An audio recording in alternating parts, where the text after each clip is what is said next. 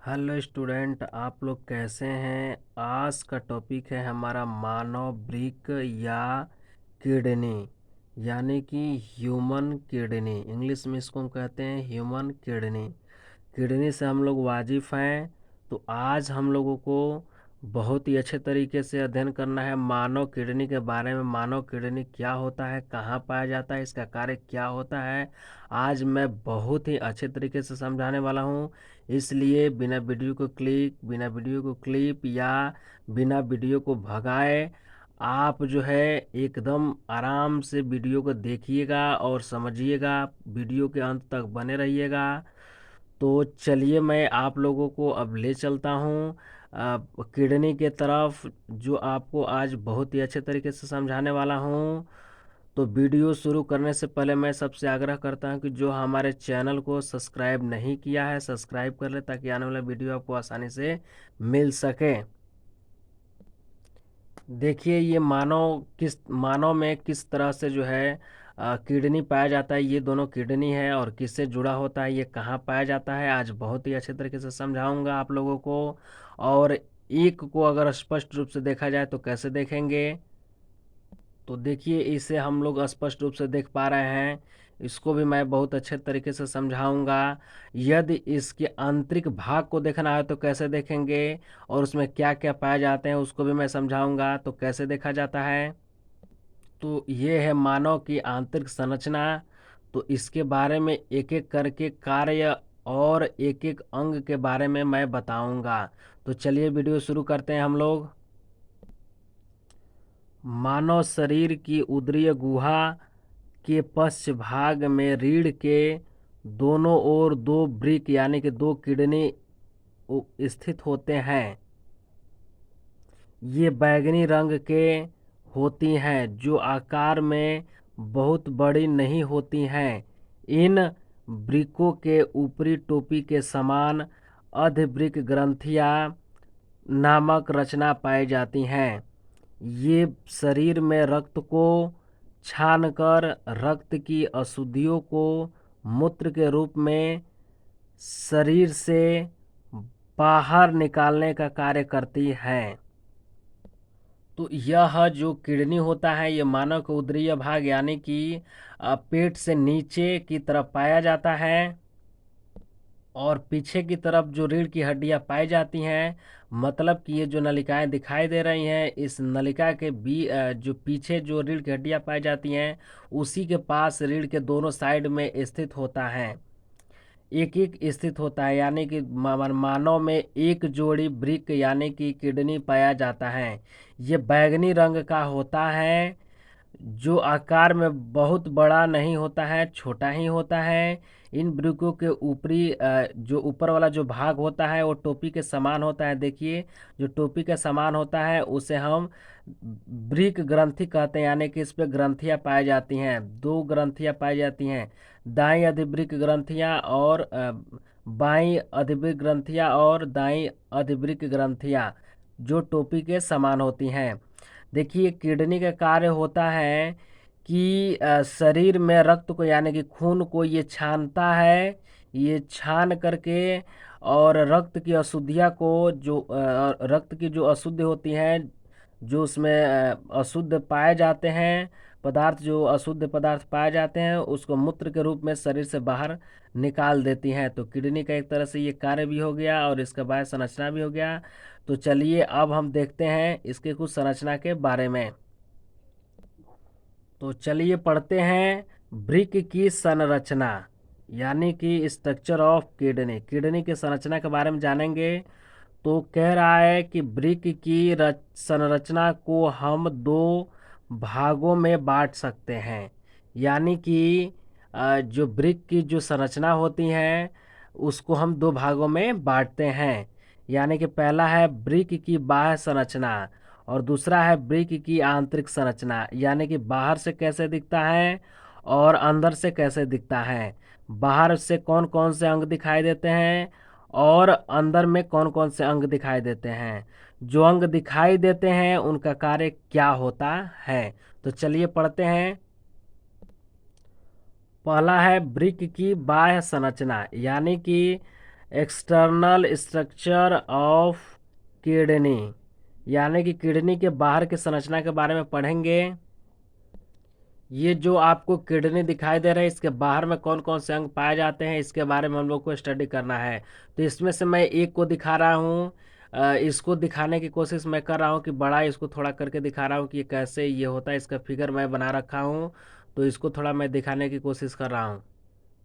देखिए, ये है मानव वृक्क की बाह्य संरचना, यानी कि बाह्य संरचना किस तरह से प्रतीत होता है, इसमें क्या क्या पाया जाता है, इसका कार्य क्या होता है, एक एक करके हम लोग चल रहे हैं पढ़ने। तो चलिए पढ़ते हैं इसको। मानव शरीर के उदरीय गुहा के पश्च भाग में रीढ़ के दोनों ओर एक जोड़ी वृक्क पाई जाती है। तो हम लोग देख पा रहे हैं कि ये है इसकी नलिकाएं, धमनी और सिरा, और इसके पीछे जो है इसके पीछे रीढ़ की हड्डियां पाई जाती हैं। और रीढ़ की हड्डियां यानी कि उधर भाग में हम लोगों के दोनों साइड, रीढ़ के दोनों साइड एक एक जो है वृक्क पाई जाती है। एक वयस्क मनुष्य में वृक्क का भार 140 से 150 ग्राम के मध्य होता है।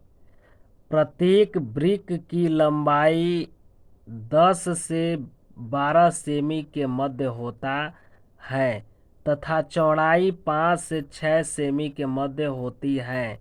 वृक्क देखने में सेम के बीज के समान आकृति वाले होते हैं। तो एक वयस्क मनुष्य में, यानी कि एक बड़े मनुष्य में देखा जाए, अगर वो लगभग 17 से 18 से 20 साल लगभग का हो चुका है, तो अगर उसमें वयस्क में देखा जाए तो ये इसका भार अगर देखा जाए, मनुष्य में वृक्क का भार देखा जाए, तो यह इसका भार लगभग जो है 140 से जो है 150 तक का जो इसका भार होता है, इसका भार होता है। हाँ, इसका मतलब इसके मध्य यानी कि इसके बीच में होता है, 140 150 के बीच तक में हो सकता है। इससे थोड़ी सी ज़्यादा या थोड़ा सा कम हो सकता है, मतलब ये कहा जा सकता है लगभग में। अच्छा, इसके बाद मैं बता दूं कि जो प्रत्येक जो वृक्क होते हैं, मतलब दोनों साइड में जो वृक्क पाए जाते हैं, वो उसकी जो लंबाई होती है, जो इसकी जो लंबाई होती है, ये लंबाई होती है 10 से 12 सेमी होती हैं। यानी कि 10 से 12 सेंटीमीटर इसकी लंबाई होती हैं, इसकी लंबाई होती हैं।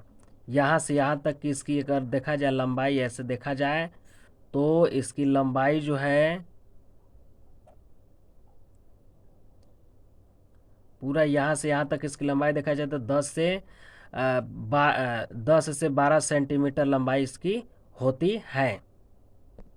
अगर इसका चौड़ाई देखा जाए, यहाँ से यहाँ तक की इसकी अगर चौड़ाई देखा जाए, देखिए यहाँ मैं इसको समझा रहा हूँ, यहाँ से और यहाँ तक कि अगर इसकी चौड़ाई देखी जाए तो इसकी चौड़ाई लगभग होती है 5 से, देखिए यहाँ पे लगभग जो है इसकी चौड़ाई जो होती है वो होती है 5 से 6 सेमी, 5 से 6 सेमी जो है इसकी चौड़ाई मध्य होता है, मतलब 5 से 6 सेमी के मध्य इसकी चौड़ाई होता है।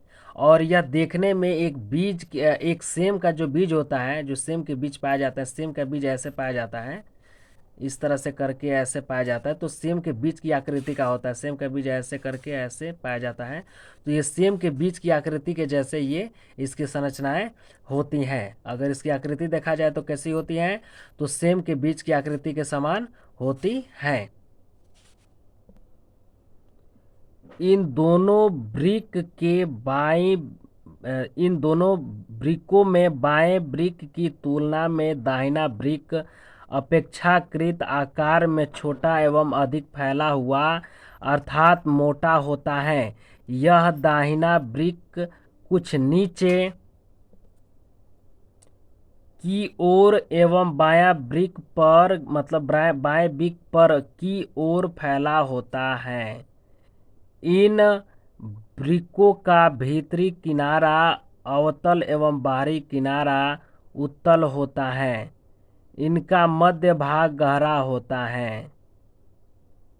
तो इसमें हम लोग समझेंगे कि जो ये दोनों जो ब्रिक होते हैं, इन ब्रिकों में जो बायां ब्रिक होता है, जो बायां ब्रिक होता है, इसकी तुलना में दायां ब्रिक अपेक्षाकृत इसके तुलना में ये वाला दायां ब्रिक बड़ा होता है।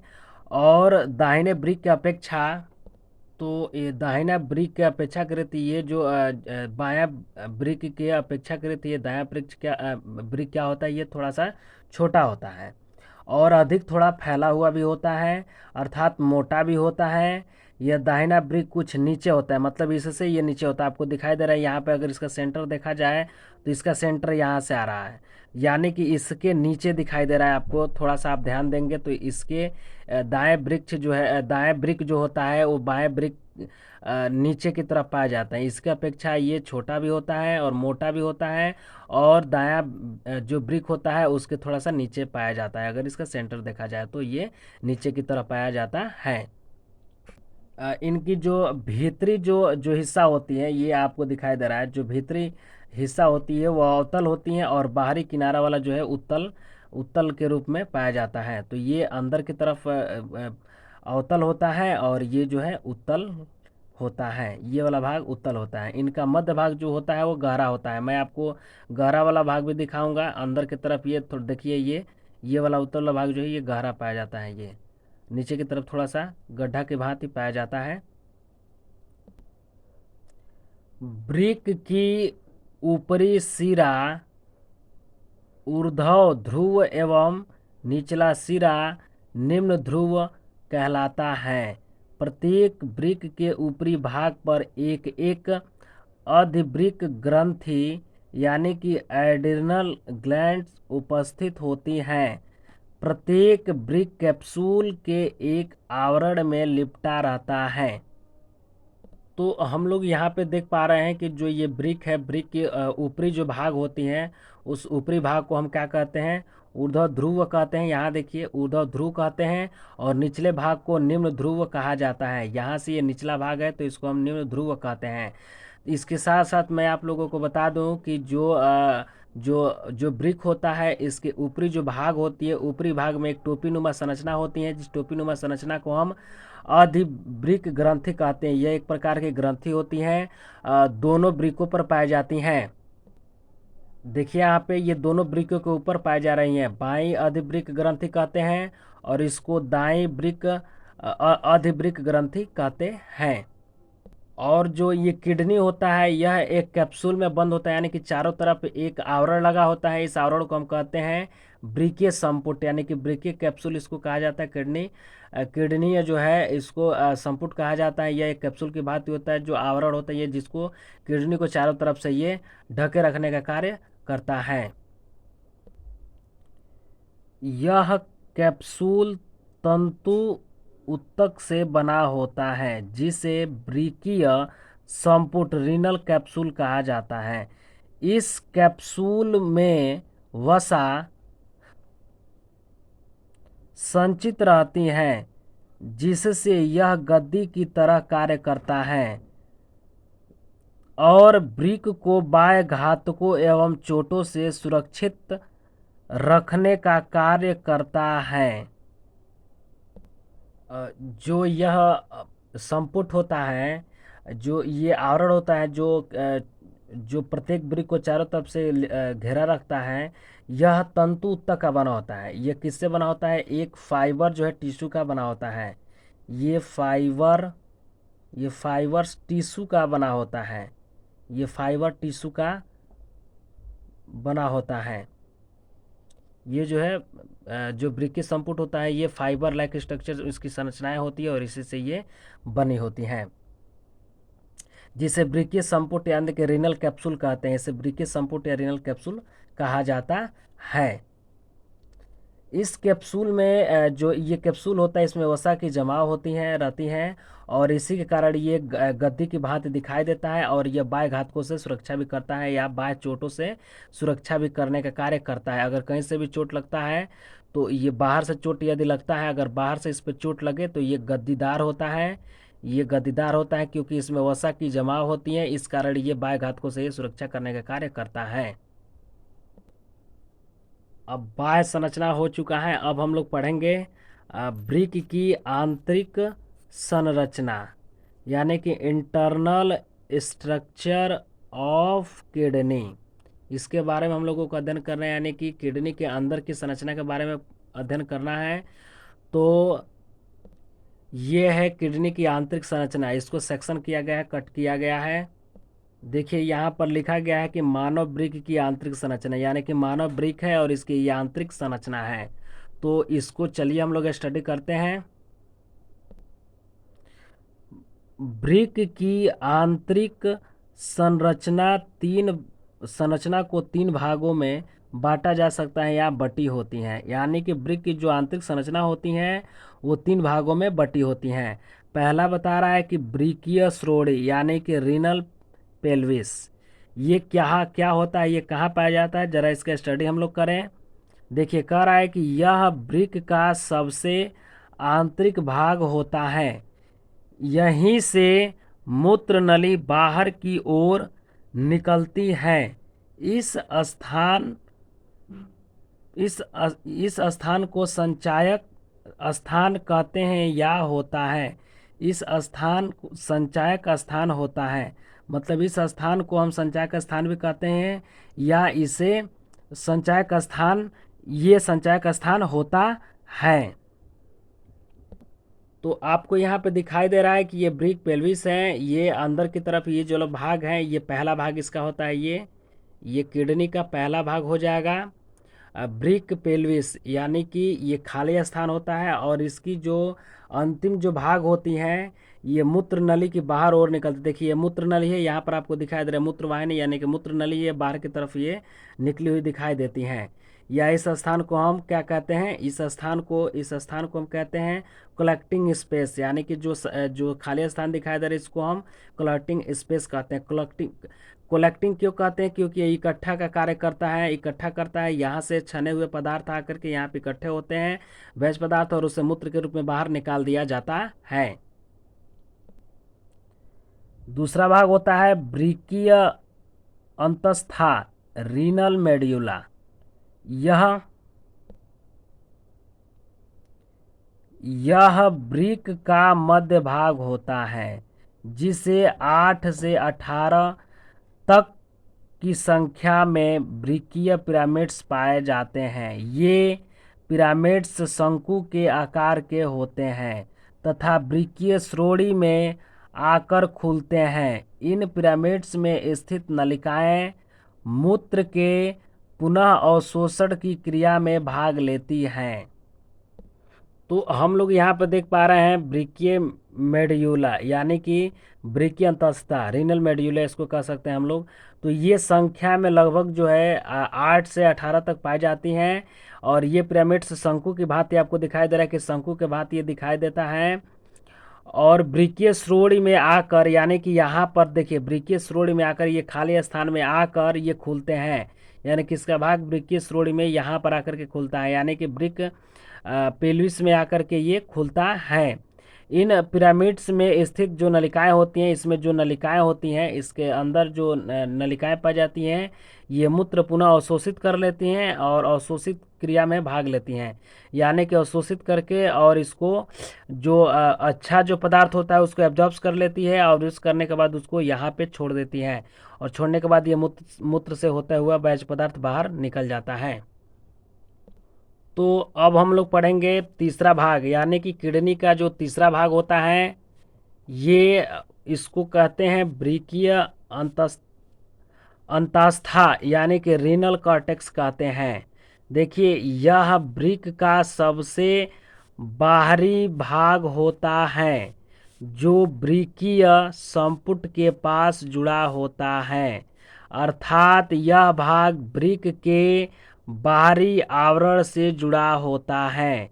वृक्क के इस भाग में नलिकाएं गुच्छों के रूप में अथवा जाल के रूप में फैली होती हैं।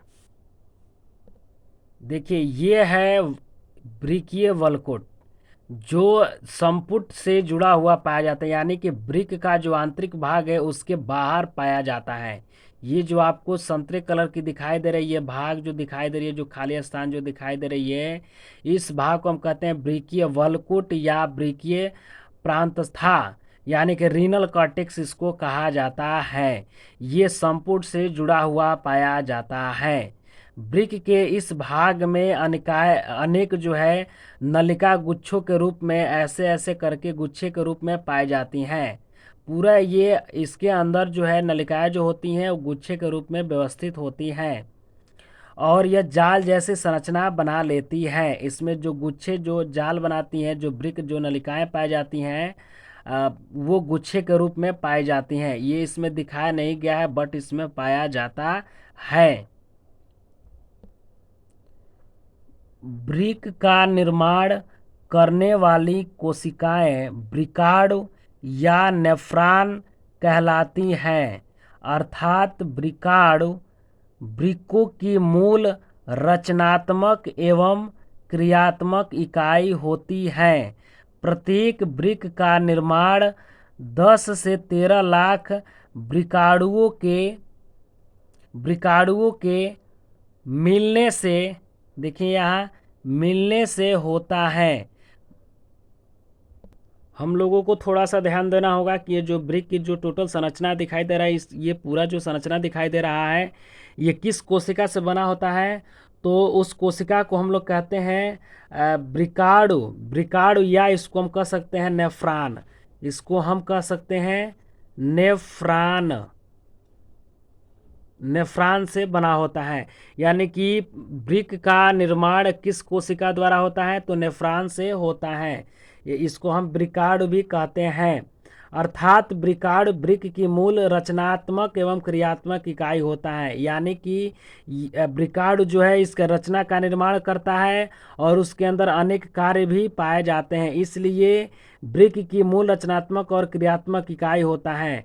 प्रत्येक वृक्क यानी कि मानव में जो दोनों वृक्क पाए जाते हैं उनका निर्माण जो है, यानी कि एक वृक्क का निर्माण जो है 10 से 13 लाख वृकाणुओं के मिलने से होता है। कितना वृकाणु होते हैं? 10 से 13 लाख। 10 से 13 लाख जो है नेफ्रॉन भाग लेते हैं तो एक वृक्क का निर्माण करते हैं। वृक्क की कार्य क्षमता एवं कार्य कुशलता इन वृकाणुओं की क्रियाशीलता पर निर्भर करती है तथा 45 से 50 वर्ष की आयु के बाद या उपरांत इन वृकाणुओं की संख्या लगभग 1% प्रति वर्ष की दर से घटने लगती है। इनका प्रभाव वृक्कों की कार्य क्षमता पर पड़ता है तथा इसके परिणाम स्वरूप रक्त छानने एवं मूत्र निर्माण की क्रिया धीमी पड़ती है तथा शरीर रोग से ग्रस्त हो जाता है। तो जो अभी अभी हम लोग वृकाणु यानी कि नेफ्रॉन के बारे में जो अभी अभी हम लोग चर्चा किए हैं, तो ये जो है इसकी कार्य कुशलता का कार्य करता है, यानी कि इसी पर निर्भर करता है। जितनी कार्य होती हैं वो नेफ्रॉन ही कार्य करता है, यानी कि इसका सेल्स ही कार्य करता है। क्यों? क्योंकि इसका निर्माण भी नेफ्रॉन ही करता है और इसमें उपस्थित कार्य जितने होते हैं वो नेफ्रॉन के अंतर्गत आते हैं, तो इसलिए ये क्रियात्मक और रचनात्मक इकाई होता है। यदि देखा जाए तो यह अगर उम्र ढल रहा है, किसी व्यक्ति का उम्र जो है नीचे की तरफ जा रहा है, यानी कि 45 से 50 वर्ष की आयु लगभग हो जाती है, तो उसके उपरांत इसकी संख्या घटने लगती है। यानी कि 1 साल में 1% इसकी वृकाणु की संख्या 1 साल में जो है नेफ्रॉन की संख्या 1 साल में 1% कम होने लगती है और इसका प्रभाव जो है वृक्क की कार्य क्षमता पर पड़ता है, यानी कि धीरे धीरे वृक्क कार्य करना बंद करने लगता है, कम करने लगता है। इसकी कार्य जो क्षमता होती है वो घटने लगती है, जिसके परिणाम स्वरूप छानने और मूत्र बनाने की जो प्रक्रिया होती है, यानी कि पदार्थों की छानने और मूत्र बनाने की जो प्रक्रिया होती हैं वो धीमी होने लगती हैं और शरीर पर ज़्यादा प्रभाव पड़ता है, जिससे शरीर रोगग्रस्त हो जाता है। हम लोगों को यहाँ पे थोड़ा सा ध्यान देना होगा कि कह रहा है कि प्रत्येक वृकाणु की रचना को दो भागों में बांटा जाता है, यानी कि जो नेफ्रॉन होते हैं जिससे किडनी बना होता है, उनके रचना को हम दो भागों में बांटते हैं। पहला है कोशिका गुच्छीय, यानी कि ग्लोमेरुलर।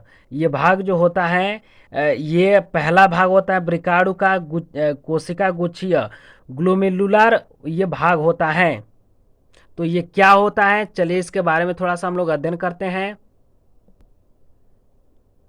इसे मालपिघियन का पिंड भी कहा जाता है।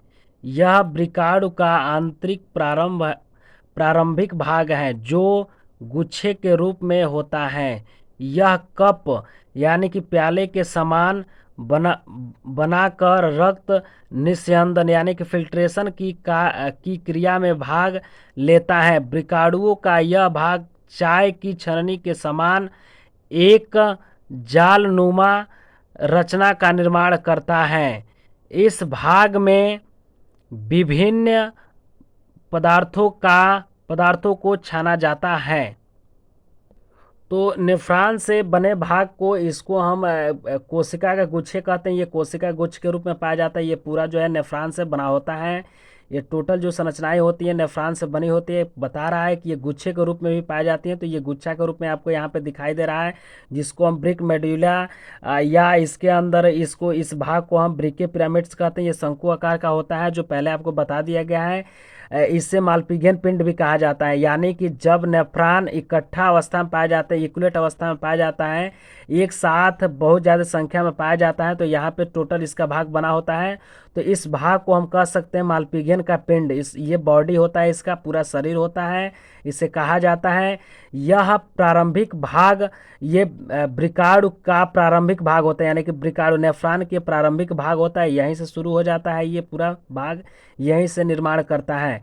इसको देखा जाए, इस गुच्छे को देखा जाए तो ये जो है प्याले कप के जैसा होता है, यानी कि प्याले के समान होता है। ये रक्त निस्यंदन का कार्य करता है, यानी कि रक्त को छानने का कार्य करता है, फिल्ट्रेशन करता है। यहीं पे रक्त को छाना जाता है। ये चाय की छलनी की भांति होता है जो जालनुमा संरचना बनाता है, और यहाँ से फिल्ट्रेशन ब्लड को यानी कि रुधिर को यानी कि अर्थात रक्त को फिल्ट्रेशन किया जाता है, छाना जाता है। इस भाग में विभिन्न पदार्थ को छाना भी जाता है। ब्लड के साथ साथ इस भाग में कई ऐसे पदार्थ होते हैं जिसको छाना जाता है। जो अच्छे पदार्थ होते हैं उसको शरीर के अंदर विलीन कर लिया जाता है। जो वैज पदार्थ अर्थात खराब पदार्थ होते हैं उसको मूत्र में ला करके यहाँ पे इस भाग में ला करके ब्रिक पेल्विस में ला करके और इसको मूत्र मार्ग के द्वारा बाहर निकाल दिया जाता है। वृकाणु अर्थात नेफ्रॉन का एक दूसरा भाग होता है ब्रिकीय नलिका, रीनल ट्यूब। ये दूसरा नलिका इसका ये दूसरा भाग होता है। ये ब्रिकीय नलिका का निर्माण करता है। कह रहा है कि यह वृकाणु का ऐंठा हुआ कुंडलाकार भाग होता है। यह भाग अंग्रेजी भाषा के अक्षर यू के समान की रचना बनाता है। यहाँ वृकाणु की एक भुजा पहले नीचे की ओर आती है तथा फिर ऊपर की ओर जाती है। वृकीय नलिका के इस भाग में गुच्छीय निस्यंदन से छन कर आए द्रव से पुनः अवशोषण कर लिया जाता है। इस क्रिया के अंतर्गत जल, ग्लूकोज, अमीनो अम्ल एवं शरीर के लिए उपयोगी खनिज लवणों का पुनः अवशोषण कर लिया जाता है। तो ये नेफ्रॉन का दूसरा भाग होता है ब्रिकीय नलिका। यहाँ पे आपको दिखाई दे रहा है ब्रिकीय नलिका। देखिए ये ब्रिकीय नलिका है। ये ब्रिकीय नलिका ऐंठा हुआ भाग होता है। ऐंठा हुआ भाग होता है, दिखाई दे रहा है आपको कि ऐंठा हुआ भाग होता है। और इसके साथ साथ बता दिया जाए कि ये जो अंग्रेजी शब्द का अंग्रेजी अक्षर का जो यू अंग्रेजी भाषा का जो अक्षर होता है यू जो होता है उस यू आकार का ये होता है। और ये सभी जो है ये नेफ्रॉन के पहले भाग से पिरामिड्स से यहाँ पे ये जुड़े हुए पाए जाते हैं, यानी कि गुच्छीय भाग से जुड़े हुए पाए जाते हैं। ब्रिक का जो गुच्छीय भाग होता है उससे जुड़े हुए पाए जाते हैं। ये जो है इस ये जो भुजा होती हैं, ये जो भाग होती हैं इसके ये पहले नीचे की तरफ आती हैं, फिर ऊपर की तरफ जाती हैं, नीचे की तरफ ऊपर की तरफ जाती हैं, फिर नीचे आती हैं, फिर ऊपर की तरफ जाती हैं, फिर नीचे आती हैं। और इस तरह से यू का संरचना बनाती हुई यह नलिकाकार संरचना है। जो यहाँ पर जो पदार्थ फिल्ट्रेशन किया जाता है इस नलिका में आता है, और इस नलिका में अवशोषण होता है। जो अच्छा पदार्थ होता है उसको अवशोषण करके शरीर में भेज दिया जाता है, और जो खराब पदार्थ होता है उसको बाहर निकाल दिया जाता है। तो ये रहा नेफ्रॉन का दूसरा भाग, वृक्कीय नलिका। अगर थोड़ा सा इसके क्रिया विधि के बारे में अगर चर्चा किया जाए तो इसका क्रिया विधि क्या होता है कि ब्रिक धमनी यहाँ पर लगा हुआ है, ब्रिक पेल्विस भी लगा हुआ है, और यहाँ से ऊपर की तरफ से जो है, अभी मैं बता रहा हूँ, थोड़ा सा ध्यान दीजिएगा, फोटो की सहायता से मैं इसको इमेज की सहायता से मैं इसको दिखा रहा हूँ। तो यहाँ पे हम लोग देख पा रहे हैं कि जितने खाद्य पदार्थ हम लोग खाते हैं वो जो है एब्जॉर्प्शन किए जाते हैं, एब्जॉर्प्शन करके और यहाँ पे पहुँचाए जाते हैं। और ये इसमें ग्रंथियाँ हैं जो कुछ पदार्थों का सेक्रेशन करती हैं यहाँ पे। और ये देखिए इसकी जो लास्ट छोर होती है ये उदरीय महाधमनी इसको कहा जाता है। ये बीच वाले भाग को उदरीय महाधमनी कहा जाता है। और इसको जो है ये सिरा है, ये सिरा है, महासिरा है। तो यहाँ पे हम लोग उदरीय महाशिरा है, तो यहाँ पे हम लोग देख पा रहे हैं कि इसकी जो नलिकाएं हैं ये सीधे मूत्र वाहिनी से होती हुई सीधे ये मूत्राशय में पहुँच जाती हैं, जहाँ मूत्र इकट्ठा होता है और मूत्र मार्ग द्वारा इसको पदार्थों को बाहर निकाल दिया जाता है। तो जितने हमारे शरीर में यूरिया से लेकर के जितने हमारे शरीर में हानिकारक पदार्थ होते हैं उसे मूत्र के रास्ते हम लोग इसको निकाल देते हैं। तो इस तरह से ये फिल्ट्रेशन का कार्य करता है, ये फिल्टर का कार्य करता है, अनेक वैज पदार्थों को छानता है और छान करके फिल्ट्रेशन करके और जो है सिरा और महाधमनी द्वारा धमनी के द्वारा इसे जो है भेज दिया जाता है। यानी कि धमनी शुद्ध पदार्थ शुद्ध ब्लड को लेकर के और खाद्य पदार्थ को साथ में लेकर के ब्लड के साथ मिक्स करके और सीधे फेफड़ा के पास पहुंचती है, और फेफड़ा उसको फिल्ट्रेट करके ऑक्सीजन दे करके और उसको सीधे हार्ट में भेजता है और हार्ट से पूरे शरीर में पहुंच जाता है। तो ये इसकी हुई कार्य विधियाँ। तो इस तरह से ये कार्य करता है। तो आप लोगों को आज का वीडियो कैसा लगा आप लोग कमेंट बॉक्स में बताएं। और हाँ, जो हमारे चैनल को सब्सक्राइब नहीं किया है वो सब्सक्राइब कर लें ताकि आने वाले वीडियो आपको आसानी से मिल सके। धन्यवाद।